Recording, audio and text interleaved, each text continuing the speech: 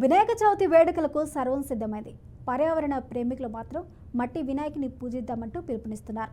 రంగురంగుల పీఓపీ విగ్రహాలపై ప్రజలు ఆసక్తి చూపిస్తున్నారు. ఏ ఏడాదికి ఆ ఏడాది మట్టి విగ్రహాలపై అవగాహన కల్పించడంలో ప్రభుత్వాలు విఫలమవుతున్నాయి. ఇళ్లలో నిర్వహించే పూజలకు మాత్రం ప్రజలు మట్టి విగ్రహాలపై ఆసక్తి చూపిస్తున్నారు. మండపాల్లో నిర్వహించే పూజలకు మాత్రం భారీ ఎత్తున ప్లాస్టర్ ఆఫ్ పారిస్ విగ్రహాలను వినియోగిస్తూ ఉన్నారు. దీనివల్ల కాలుష్యం వాటిల్లే ప్రమాదం ఉంది.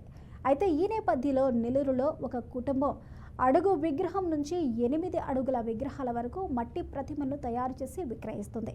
మరింత సమాచారాన్ని మా నెల్లూరు ప్రతినిధి మురళి అందిస్తారు. తొలగించే విఘ్నేశ్వరుడు తన జన్మదినం వినాయక చవితి సంబరాలను చేసుకునేందుకు భూలోకానికి విచ్చేస్తున్నాడు.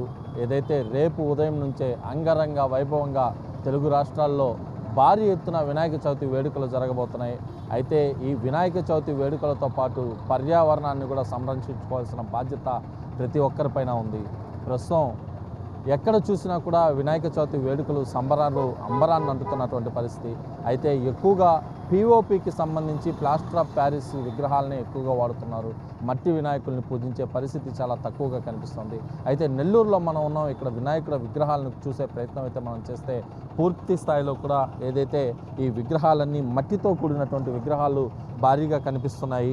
ఒకే ప్రాంతంలో భారీ ఎత్తున మట్టితో చేసినటువంటి విగ్రహాలని విక్రయిస్తున్నారు ఇక్కడ నిర్వాహకులు. దాదాపు అడుగు నుంచి దాదాపు 8 అడుగుల ఎత్తు వరకు కూడా భారీ ఎత్తున ఈ విగ్రహాలను ఏర్పాటు చేసి వాటిని పూజించాలంటూ కూడా ఒక అవగాహన కల్పిస్తున్నారు చిరు వ్యాపారులు.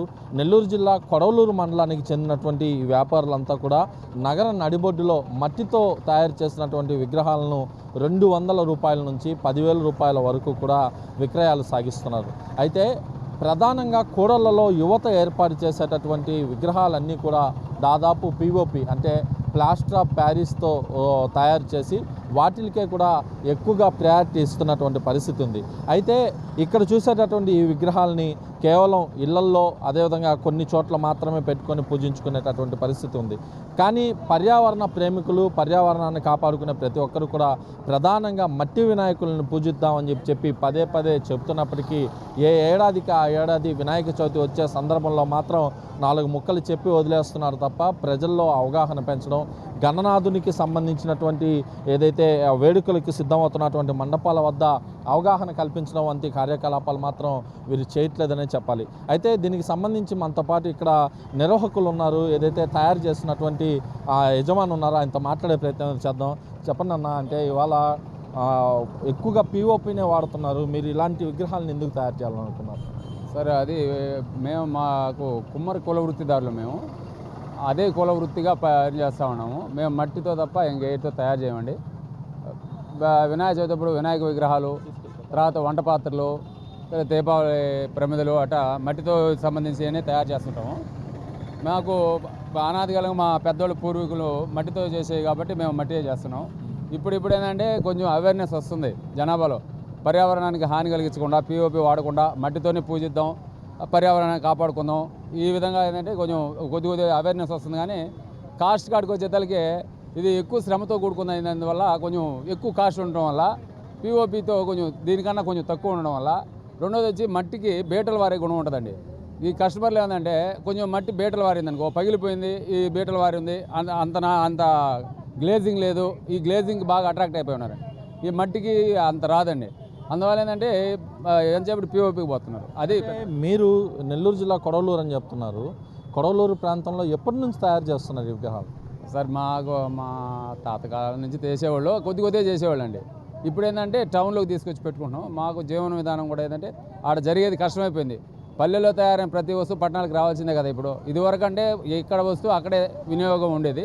ఇప్పుడు ఏంటంటే పల్లెల్లో తయారైన ప్రతి వస్తువు పట్టణాలకు రావాల్సిందే కాబట్టి మేము అక్కడ తయారు చేసుకోవడం, 4-5 ఏళ్ళ ముందు నుంచి ఈ విగ్రహాలు తయారు చేయడం, ఈ టౌన్కి తీసుకొచ్చి. ఎంత కాస్ట్ ఉంది ఇప్పుడు? అంటే మీరు తయారు చేసేటటువంటి విగ్రహాలు అడుగు నుంచి దాదాపు 5 అడుగుల పైన 8 అడుగుల వరకు కూడా తయారు చేస్తున్నారు. ఎంత కాస్ట్ ఉంది సార్? మేము ఒక అడుగు నుంచి తయారు చేస్తాం సార్. 100 రూపాయల నుంచి 10,000 రూపాయల వరకు ఉన్నాయి సార్.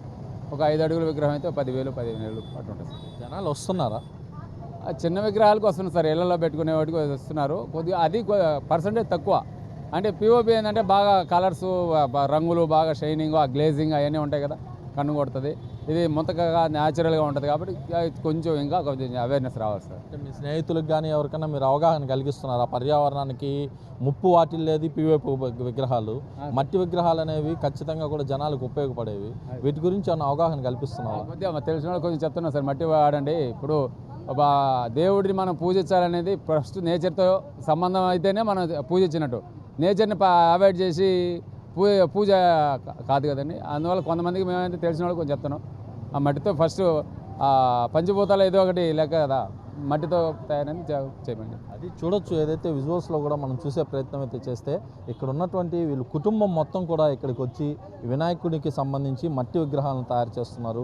ఆ చిన్నారి సైతం అక్కడ విగ్రహాలని తయారు చేసి వీటిని కూడా విక్రయిస్తున్నటువంటి పరిస్థితి. అయితే ప్రధానంగా కూడా పర్యావరణాన్ని పరిరక్షించుకోవడం ప్రతి ఒక్కరి బాధ్యత అని పర్యావరణ ప్రేమికులు పదే పదే చెప్తున్నప్పటికీ కూడా ప్రజల్లో అవగాహన పెంచడంలో మాత్రం కొంచెం నిర్లక్ష్యం అయితే కనిపిస్తుందని చెప్పుకోవచ్చు. ఇలాంటి విగ్రహాలని యూజ్ చేయడం వల్ల పూర్తి స్థాయిలో కూడా ఏదైతే మన గ్రౌండ్ వాటర్ని కాపాడుకోవడం, చెరువులను కాపాడుకోవడం వంటి కూడా పనికొస్తాయని చెప్పేది ప్రధానమైనటువంటి విషయం.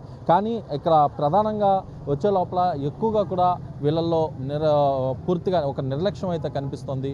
ప్రభుత్వాలు సైతం ఎక్కడెక్కడైతే వాడల్లో ఏర్పాటు చేస్తారో, ఎక్కడెక్కడైతే మండపాల్లో ఏర్పాటు చేస్తారో విగ్రహాలు, వాటి దగ్గర కనీసం ప్రజలకి, స్థానిక యువతకి కొంత అవగాహన కల్పించి ఆ ప్రాంతాల్లో మట్టితో తయారు చేసినటువంటి విగ్రహాలని రూపొందించి అక్కడికక్కడ నిమజ్జనం కానీ లేదా నిమజ్జనోత్సవాలకి భారీగా కానీ తీసుకెళ్ళగలిగినప్పుడు కొంత పర్యావరణాన్ని కాపాడుకోవచ్చు అని చెప్పి పర్యావరణ ప్రేమికులు చెప్తున్నారు. ఏదేమైనప్పటికీ ఈసారి కూడా మండపాల వద్ద మాత్రం పిఓపి విగ్రహాలే భారీ ఎత్తున దర్శనమిస్తున్నాయి. కొద్దో గొప్ప తయారు చేసినటువంటి ఇటువంటి వనసిద్ధి వినాయకుడ మట్టి ప్రతిమలు అయితే చాలా తక్కువగానే కనిపిస్తున్నాయి. ఏదేమైనప్పటికీ ప్రజల్లో అవగాహన రావాలి.